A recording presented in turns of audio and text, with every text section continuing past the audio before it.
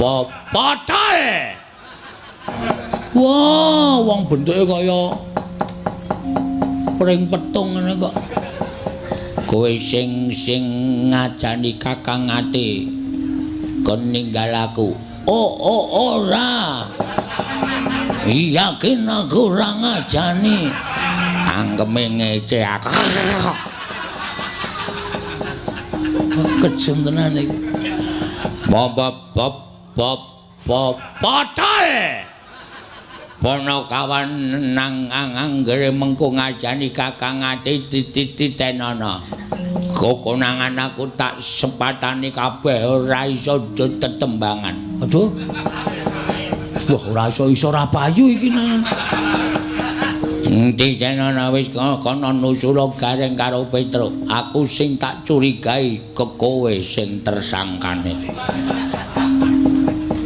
Tunggu pembalasanku. Kirei ngece kowe ya. Gumon Ndara Suwandak niki kagungan putra kowe kok aneh-aneh sing siji bagus ora jaman sing siji kaya ngene. Kowe sing ngajani soale aku ngerti sipate wong matane kira ki. Lho Semar Endo masalah lunga sike. Mboten nggih, sumpah mboten. Mripat wira kompak kok. Apa meneh atimu kon kompak karo cangkemmu. Nek nganti ngajari Kakang Ati ninggal aku titenono wak cokot. Waduh. Mboten. Sapa sing ngajani? Sing bisik-bisik wau Petruk. Ana kowe minggat Petruk kon maju.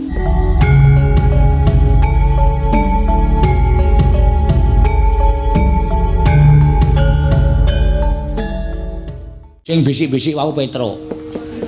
Ana kowe minggat Petruk kon maju.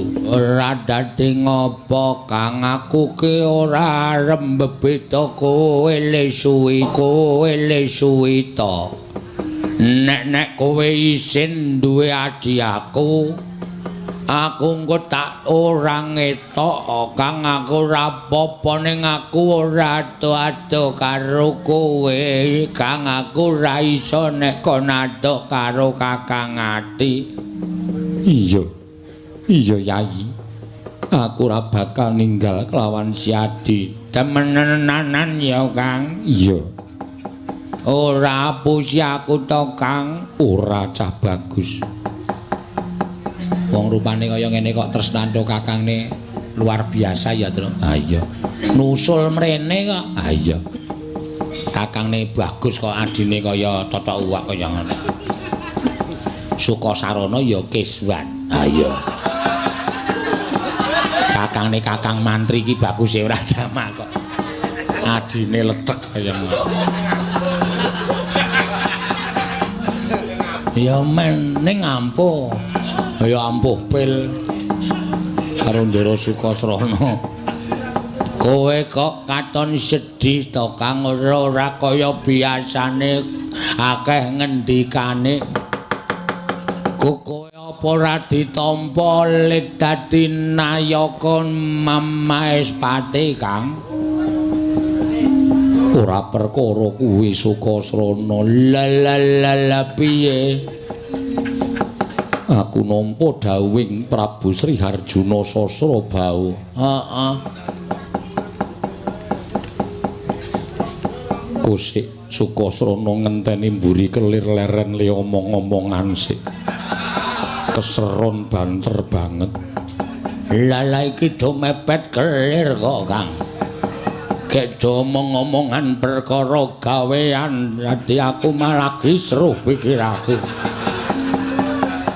Iya Sukasrana, piye ngendikaning Prabu Sri Harjuna? Aku kon ngundurke Ratu Sewu negara kang ngepung negara Magoda. Lah kene meng kaya ngono. Kok kowe kok bingung wong Kakang Ati iki sesekti mandraguna. Kakang Ati iki digdaya. Kok perkara ngundurke Ratu Sewu negara we bingung. ana tembung ingkang gawe bingung pikirku. Tetembunge piye? Sumantri kowe ngundurke mungsuh bebasan ngluruk tanpa bala, menang tanpa ngasorake. Mongko ora entuk gawe pepati ratu siji wae 1000 negara kang tekaning pati. Kepiye nggonku bakal tumandang Sukasrana. Mula sok niki ngejak adine ya Kang. Iya. Lah aku ki tok jake ora tau arep ngridu uripmu Kang. Iya. Arep kaya ngene iki aku sithik akeh iso tetulung Kakang Ati. Iya Sukasrana. Wis saiki kowe mangkat to. Mangkat nendi? Magoda no. Aku ketemu Ratu 1000 negara. Lah iya. Mengko piye nggone ngasorake Ratu 1000 negara supaya aja nganti ana korban. Lah dimu aku Sukasrana kon ngopo? Mengko tak ewangi kowe rasa kuwatir. Mengkono Yayi. Heeh. Mengko kowe sing maju, mengko sing nibani kekuatan supaya ratu kalah kabeh adimu Sukasrana, Kang. Adikku, adikku. Jebul tinemune gedhe dayane tumrapun Kakang nggone kepengin suwita marang ratu. Nanging maneh aku ora bisa nganti siadi suwita marang Praja Maespati merga raganing siadi ingkang sarwa kujiwa. Aku ora apa-apa, Kang. Aku kira apa-apa. Kowe dadi nayaka, aku mung dadi wong lumrah ngene iki aku ora masalah kok, Kang. Sing penting kakangku iso dadi nayaka Maespati. Aku nyawang sampeyan mukti wae aku wis seneng kok, Kang. Memelas ya, Gong.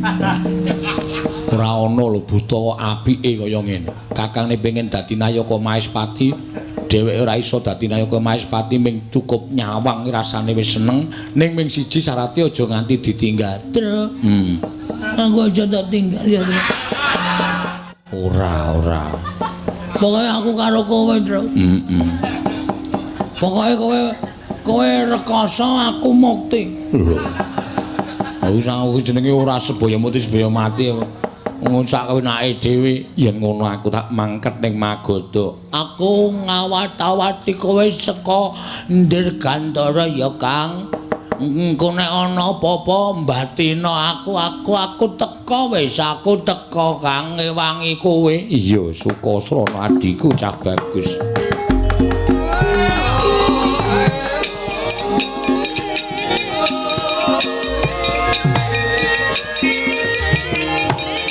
Waduh cilaka iki terus. Wonten dawuh Ndara. Engko kowe sing ngajani Kakang Ati ninggal aku ada. Kowe sing ngajani soale aku ngerti sipate wong matane kira iki. Lho Semar Endo masalah. Lunga sikik. Mboten nggih, sumpah mboten. Mripat wira kompak kok. Apa meneh atimu kon kompak karo cangkemmu. Nek nganti ngajari Kakang Ati ninggal aku titenono wak cokot. Waduh. Mboten. Sapa sing ngajani? Sing bisik-bisik wau Petruk. Ana kowe minggat Petruk kon maju. Truk. Timbali Satpol PP. Bareng yo isa-isane nibake perkara ning aku to yo. Petruk kowe sing ngajani Kakang Ati. Mboten, malah kula wau ngelingke Kakang Ati. Kakang Ati ndasmu njebluk kuwi. Sing entuk nyeluk Kakang Ati ki mung aku, kowe aja melu Kakang Ati. Anu Ndara Sumantri. Kula wau den mesakake ngrayi. Terus Ndara Sumantri, Petruk, aku kudu tega karo adhiku yen ora ngono ora bakal ditampa dadi nayaka Maespati. Yakin sumpah. Kowe wani sumpah? Wani. Nek nganti ngapusi kowe kere selawase urip. Ora sah sumpahe wis kere. Kok dadak kere selawase urip ora. Nan la sing aja-aja sapa sing mboten seneng kali sampean niku. Mboten seneng kali sampean. Engkon maju rene. Gong, timbali ndara. Kan ngapae? Entuk sangu. Gareng entuk sangu, aku entuk sangu kari kowe. Piye, Mas? Mbok cangkeme basa. Apik aku karo kowe. Kok kon basa, apik aku dengkulmu melacat. Arep apik kowe kon nyepatani bisu selawase urip. Sing apik nek omong. Sampeyan iku ketoke elek nek omong nyata. Nyemlangi ora. Kelingan ora arep njaluk pitik aku wingi kae. Aja niku tak senengi, engko sore mati gong, mati tenan. Wah, wong bentuke kaya pring petung ngene kok. Kowe sing ngajani Kakang Ati kon ninggal aku. Ora. Yakin aku ora ngajani. Angkeme ngece aku. Kejem tenan iki. Potol. Ponokawan nang anggere mengko ngajani Kakang Ati titenono. Kokonangan aku tak sepatani kabeh ora iso tetembangan. Aduh. Wah, ora iso rapayu iki nang. Titenono wis kono nusula gareng karo Petruk. Aku sing tak curigai kowe sing tersangkane. Tunggu pembalasanku. Kirei ngece kowe ya. Gumana. Ndara Suwandak niki kagungan putra kowe kok aneh-aneh sing siji bagus ora jaman sing siji kaya ngene. Ane kowe ya wis pesti kok.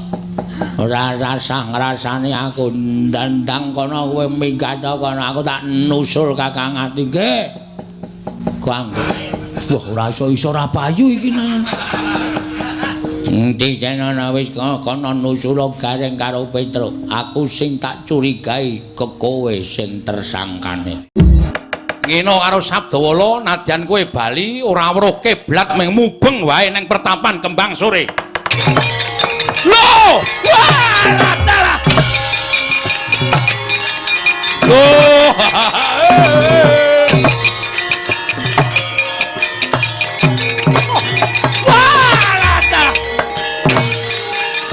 Oh, lan jedul kene.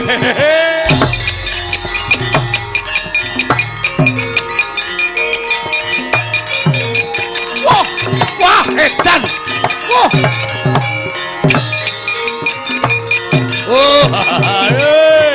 Ora.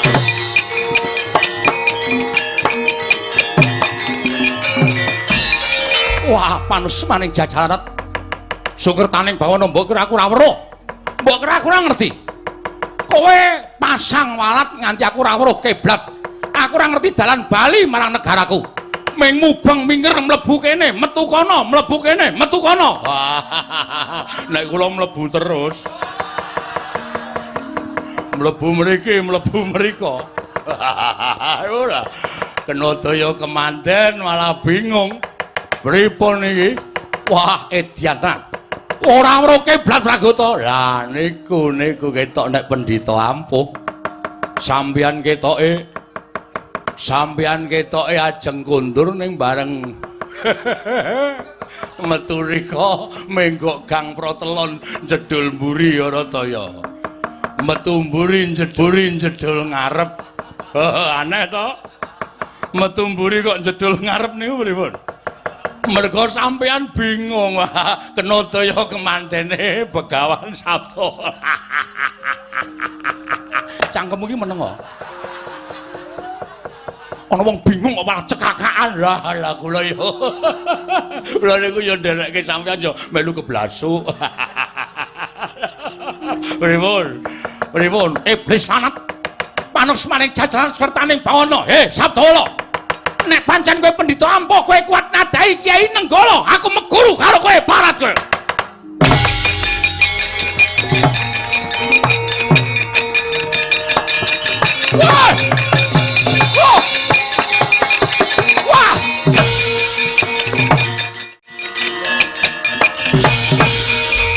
pamer kasudebian.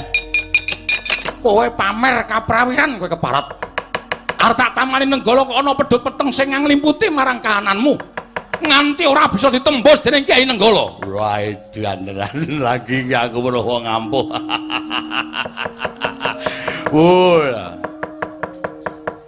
Arep ditamani Nenggala metu pedhute ning lemejet lali ya wis.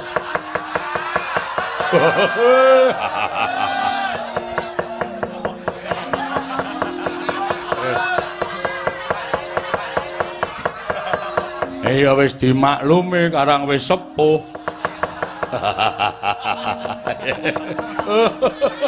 Iki nek ora tak dep dhewe ora sukses. Iblis lanat. Lah kok dadi kowe ora tedas Kyai Nenggala? Nuwun sewu sinuwun. Aku ora tau natoni ati sampeyan, aku ora tau tumindak ala karo sampeyan. Sampeyan tekan kene aku ora ngundang. Sampeyan tekan kene karep sampeyan dhewe kok nesu-nesu ki jane sampeyan nesu karo sapa? Nesu karo sapa? Lho, nesu karo awakku dhewe. Nesu karo awak sampeyan dhewe kok sampeyan namani Nenggala karo aku? Tak takon. Nesu karo sampeyan dhewe kok sampeyan namani Nenggala karo aku? Untung aku kuwi pendhita sing ngerti marang kahananmu. Nek aku ora tata-tata, nek aku ora samapta nggati sawijining diri, apa ora modar aku? Pusaka kadewatan kok dienggo sak penake dhewe.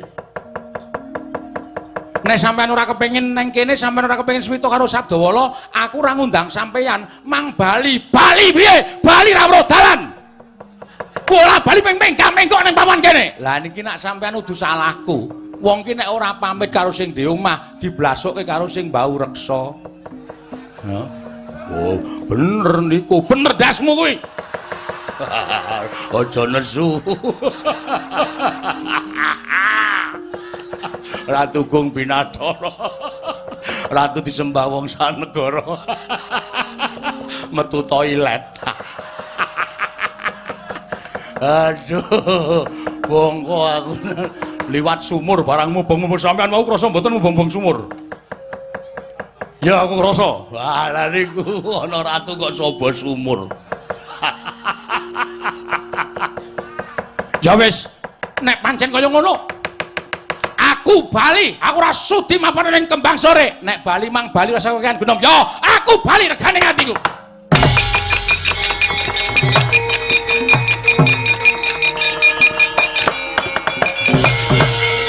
Prakuta. Aku arep bali kok sikilku ora iso obahi kowe. Barataya, senengane kaya ngono kuwi. Sikile ra iso obah. Ora. Tangane iso lho, Mbah. Wah, lha niku. Engko gek stroke. Stroke cengelmu kuwi ora? Cengelmu kuwi ora? Niki obah mboten. Ora sembrono, ora kok tapuki modare kowe. Nyuwun pangapunten kalian ingkang Mbau Reksa Begawan Sabdawala. Nyuwun pangapunten panjenengan kenging walat. Panjenengan kenging walat. Hei Sabdawala. Kowe pasang walat kowe ya? Kowe menehi daya kekuatan karo sikilku, sikilku ora iso dijunjung, ora iso pindah saka papan kene. Sik to. Aku ki ora tau pasang. Pasang ijo metu abang. Dadi aku wis kapok nek kon pasang ki males aku rasane. Aku ki ora tau pasang apa-apa, ora tau pasang daya kemanden. Ning nuwun sewu, sinuwun tak elingke. Elingke piye? Sadurunge sampeyan namake Nenggala mau, sampeyan ling ngendika piye? Ling ngendika piye? Sabdawala ketaman Nenggala ora apa-apa, aku meguru karo kowe. Mula nek wong guneman ki dadi donga. No, disekseni karo sing gawe jagat. Sampeyan namani Nenggala karo aku ora apa-apa, kok malah arep mulih, kok ora sida meguru. Aku ora sudi meguru karo dapurmu. Nek sampeyan ora sudi meguru karo kula, sak lawase sikil sampeyan temancep teng mriku ora iso pindah-pindah. Aduh, pipragata piye? Ah mboten ngerti. Wah, edan kowe iki pateku kok ngewangi karo Sabda. Ha, kula niku mboten kok perkara pripun-pripun. Mbok wong niku ya nuruti karo gunemane mawon, malah kepenak. Wong wis kebacut muni suwita meguru kok panjenengan iki ora gelem meguru. Aku kon meguru karo Pendhita kaya ngene aku ora sudi. Lho, sing didelok niku aja blegere ning ngelmune. Arep wujude kaya ngoten nek ngelmune dhuwur lho migunane tumrap Kanalindran Paduka Sinuwun Mandura. Ngono ya? Nggih. Nek aku ora gelem guru, ampun sikile dicor teng mriku niku. Waduh, mati aku, genah mati ngadeg. Mati ngadeg pun. Nek kula biasa mati tidur niku biasa. Ning sampean mati ngadeg kok. Napa mati kok tingil-tingil rak mboten apik. Wah. Yo. Ya wis. Ya wis pripun? Ya wis. Aku meguru. Meguru karo sapa? Lho meguru karo kowe. Lho apa ana mempre ngatasé murid kok bengak-bengok ning ngarepe guru ngono kuwi apa apik? Piye Pragoto? Alon mawon. Lah meneh kulino bengak-bengok meguru karo kowe. Apa ana wong mlebu sekolahan kok selamat pagi Pak Guru. Oh mboten to, selamat pagi Pak Guru. Ngoten. Ora ana murid kok getak karo gurune tutuk garisan. Ngrekoso malah ini. Pun alon-alon mawon. Ya, Sabdawala. Piye? Aku meguru karo kowe. Saya tak takon. Apa ana murid kok ora basa karo guru? Waduh, Pragoto piye? Basa mawon. Basa niku abote napa to? Oh, sampeyan rasa dadak ngeyel. Nek ngeyel sikile ora pindah saking ngriki. Selawase urip ngadeg gejejer teng mriki. Mengke kula tulisi Reca Baladewa. Wah, tutuk teklek ndasmu kowe tenan. Kowe ngecek banget karo aku. Mboten ngecek kula niku menayogekke sing sae kok mboten perkara ngecek. Pun basa mawon. Aku muni piye? Muni maktut ngoten. Ake muni basa kok sampean. Ratu kok ora tahu basa. Oh sampean niku ratu sing ngerti tata krama unggah-ungguh ora gelem basa. Inggih. Penemban wiwit dinten menika kula suwita lan panjenengan. Lah rak ngono. Wis tenan. Inggih. Nek suwita karo aku tenan tak suwunke karo sing gawe urip sikilmu waras Prabu Baladewa. Wis njajal ngadeka. Wah, iso. Wih, bareng iso nggo gajur rai. Kula ngaturaken panuwun ing tanpa pepindhan.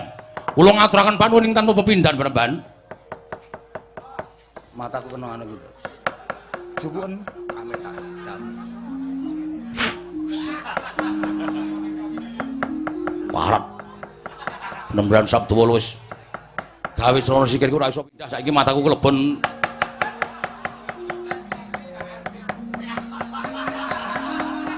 Cengengesan pedes e.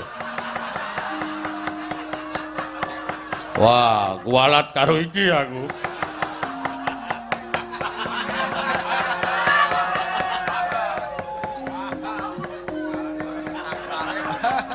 Nek carane TV gangguan.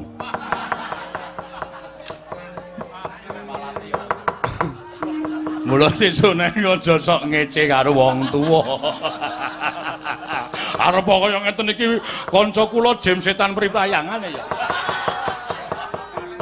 Kapok kowe. Iye, kula nyuwun pangapunten sakadhahing kalepatan kula.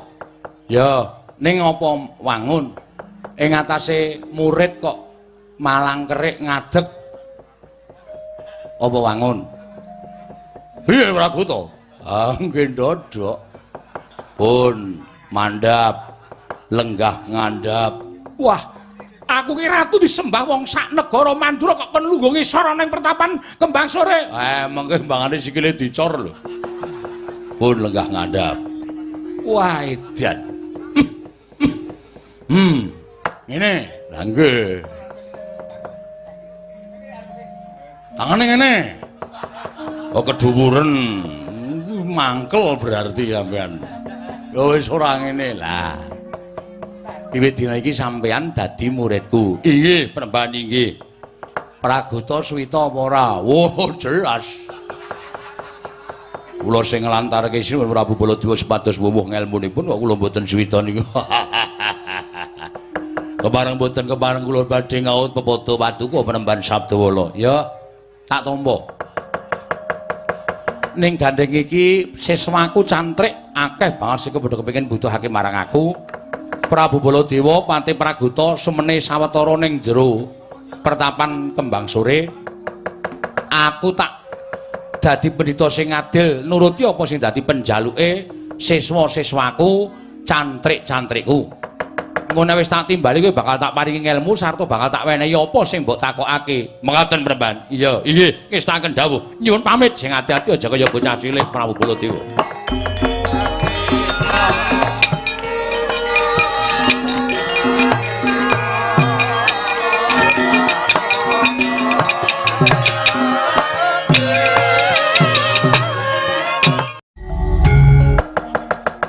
Tombo saka aku sing butuhake tombo, sing butuhake sangu tak paringi sangu.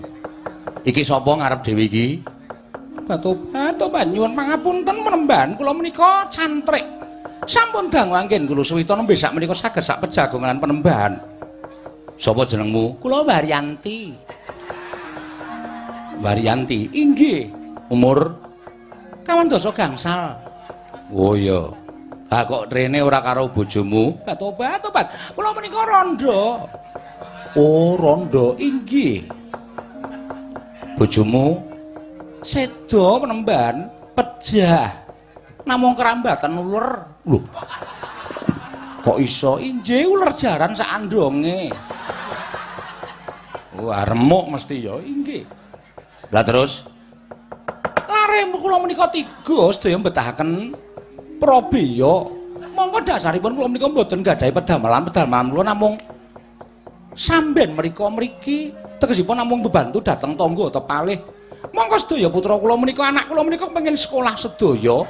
Nuwun sewu Penemban menapa kula menika tasih pantes rabi malih. Oh isih. Lah terus kula nyuwun syarat. Supados wonten priya ingkang saged mengku dhateng kula. Oh iya. Golek beras kuning. Inggih.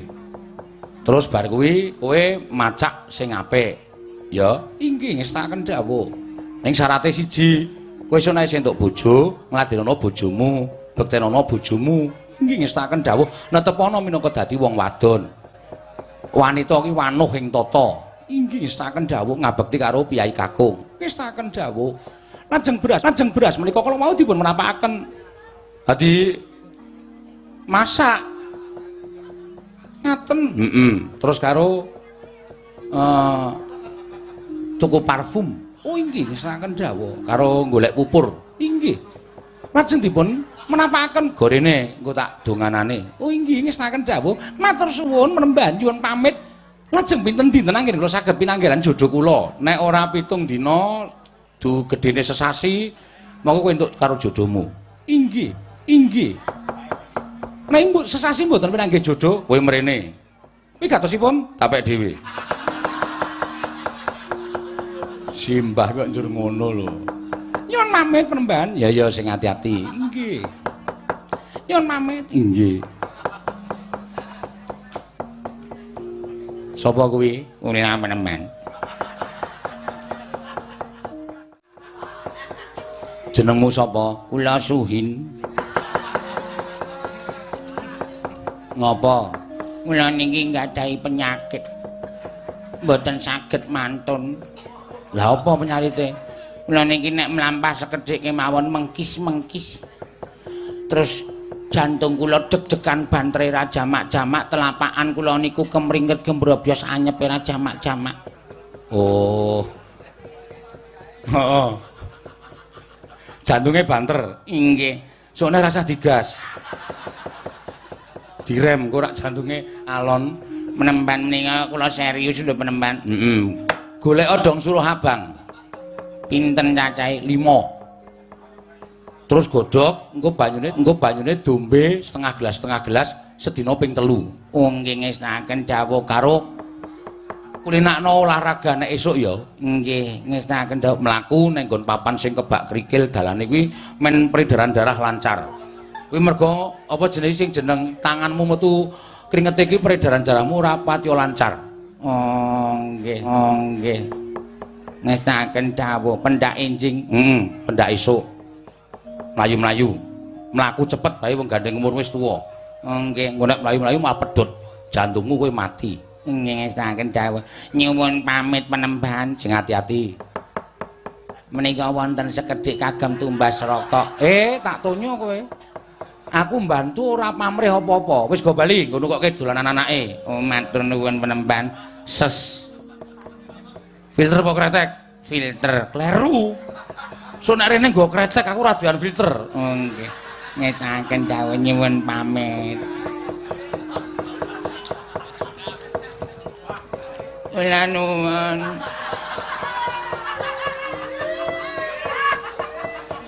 Sapa iki? Kula pun tugiya. Nyambut gawemu? Kula menika laden tukang. Menyembahan kula niki ngangkat watu ageng terus boyok kula mak klecek. Sempriki niku nek nggo jejeg niku awak kula mboten isa. Niku supaya wangsul pulih ngagem napa sinartan percaya tak nehi tombo. Nggih. Dong kates nom. Nggih. Deplok. Terus campuri jahe deplok. Nggih. Terus bekicot. Nggih. Kuwi dicacah. Mentah. Mentah. Lajeng dong kates karo jahe pupuke nggon boyok. Bekicote emploken nek kowe dul. Mbah aja sembrono. Aku senenge karo wong iki kaya ngene. Mula niku serius lho. Lah wis kuwi wae ming dong kates apa jenenge jahe kuwi popokno. Terus durut-turut. Oh nggih sampun mantun. Wis. Ning tenan mantun, jinartan percaya apa-apa ki bakal mari. Nek kowe ora percaya karo aku ora bakal mari. Nek kowe percaya bakal mari. Oh nggih pinados. Mugi-mugi mantun lantaran sing gawe urip, aku mung dadi lantarane muga-muga diparingi waras karo sing gawe jagat. Amin. Nun. Kuwi kresek kuwi ra kok aku. Mboten niki sangu kula piyambak kok. Oh celeng iki ora.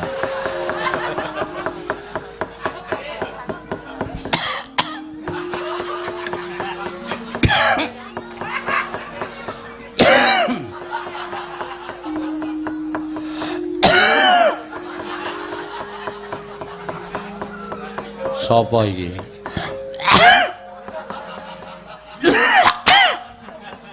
Ora wong tuwa kok watuke kaya ngono. Ila nuwun peneman. Sapa kowe? Kula pun prayit. Prayit.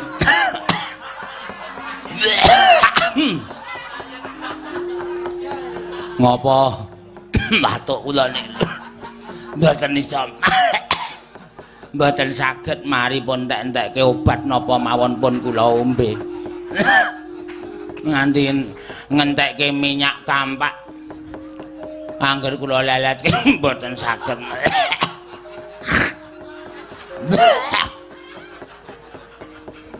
Saake nggih. Kula nyuwun tamba. Hawatuk mergo ngopo? Lha niku nek sedina mboten ngombe minuman keras niku awak kula mboten penak. Mula kula tetep nyanding paling mboten nggih anggur orang tua.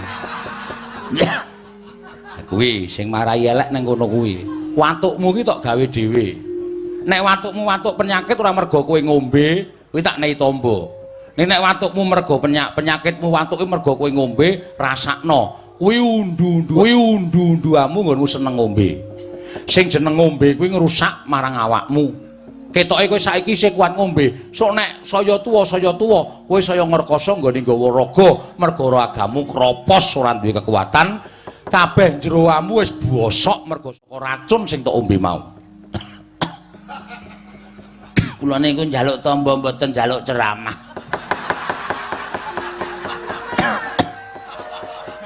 ben mari pripun kok sampean malah ceramah niku. Kula niku nyuwun tamba tambane napa? Nek perkara ceramah niku tangga kula wis nyetel saben esuk. Kula ya wis ngrungokke. Wong ngombe-ngombe ngangge didit kula dhewe kok mboten njaluk sampean.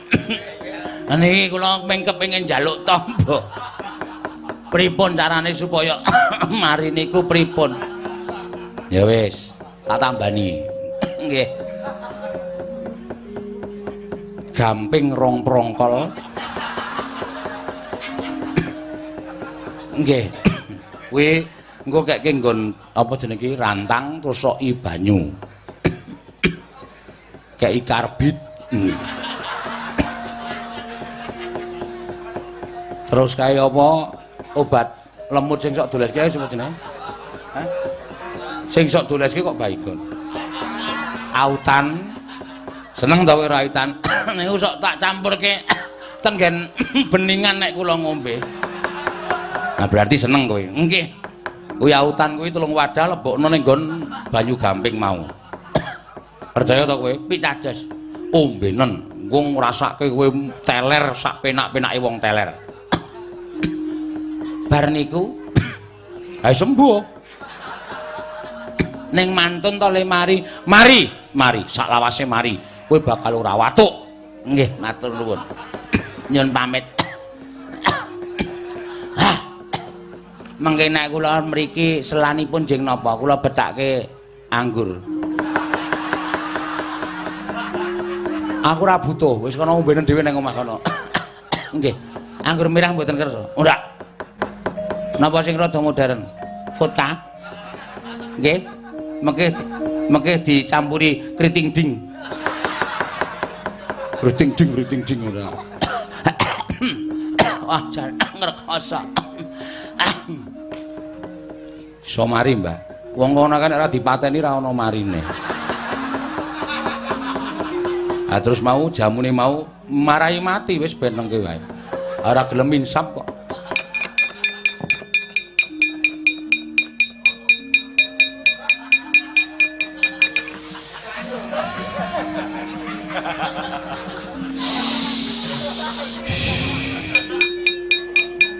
Apa kok lemaku bekekeng. Lajeng matur ning isin. Sapa jenengmu? Kula Santosa.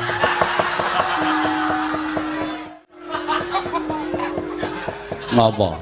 Lara apa? Anu, Mbah. Kula tak radi ngecak nggih, Mbah. Ya. Mungkin ndak krungu wong-wong sing cantrik-cantrik liyane. Heeh. Lah niki nek pipis panas.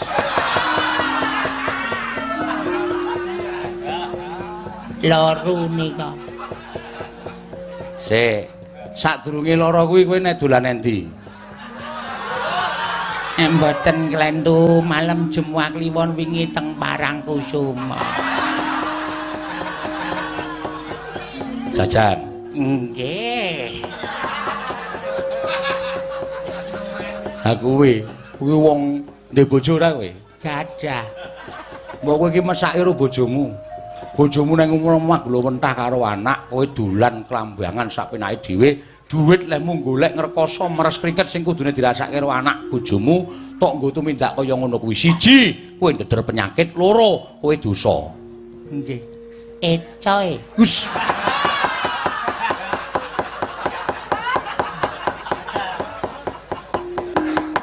Kanikmatan sing tok rasake kuwi mung sementara, kuwi mung sedhela.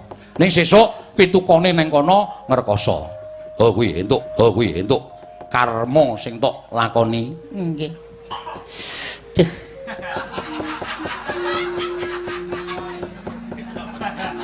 Tambane napa, Pramban?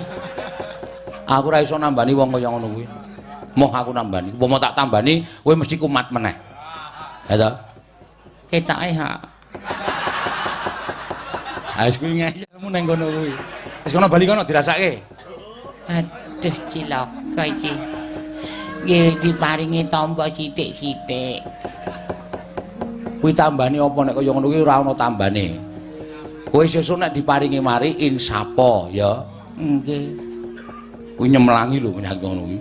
Iso ngrogoti awakmu saya kuru, terus kari mata tok. Matane sapa? Matamu kuwi. Nggih. Wis kono mulih. Boten diparingi pil-pil napa ta napa. Ora ono. Wis bali kono. Aku ora nyenggahke pil. Duh cilaka iki. Walah mbokmu, aku nyuwun ngapura mbokmu. Aku wis dosa tenan mbokmu.